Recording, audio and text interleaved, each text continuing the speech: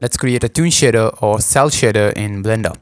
Let's delete the default cube, get the hell out of here. Now let's add a Suzanne. Let's add it here, monkey. Let's scale it up and fit to the position you want. Let's rotate it and let's add a subdivision surface modifier of 2 levels. Shade it smooth. Let's move it to the position. Okay, now let's add our sunlight. And area light will work too, but sunlight is better. Okay, now let's position the light so it faces the monkey's face. No pun intended. Okay. You can face it any direction you want. I want it to face the monkey's face. Let's set the camera's light's angle to 0 and shadows to none. Now let's go to the shader editor. Set to shader mode so we can preview the results. Let's name the new shader Cel-shader. Let's delete the principal BSDF. We don't need this one. We'll add another shader node of type diffuse BSDF. Let's plug it to the surface. Let's add a shader to RGB node. This node only works in EV, doesn't work for cycle. Let's add our color ramp to customize the Cel-shader's color. You can see that we can already, by moving the sliders, control the camera, like the light affecting the monkey. But we don't want it to be smooth.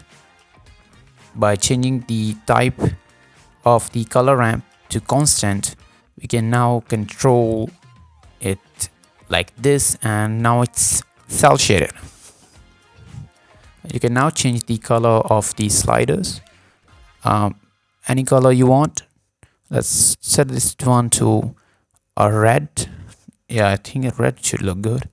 Let's change the color. You can divide the value by 3 for shadow color, move it toward blue for some hue shifting, and it's good color. You got a Toon shader. Let's now add an outline. Let's add a solidify modifier. Let's go to the materials tab, and by clicking the plus icon, let's add another material. Let's create a new material and name it anything you want. I'm gonna name it outline. Set the type to emission and color to the color of outline you require. Let's go to the modifiers tab now. Make sure you remember the point where the material is. Let's flip the normals and let's go to the material and set the offset to the position of the material. Like it's the second one, so it should be 1. Enable backface cooling, and that should be it. By controlling the thickness, you can change the outline's thickness. And that's it for all outline and Toon shader. Now, no one is stopping you to add more points or changing the color of the Toon shader or the outline. So play around, and that's it for today's video. Goodbye.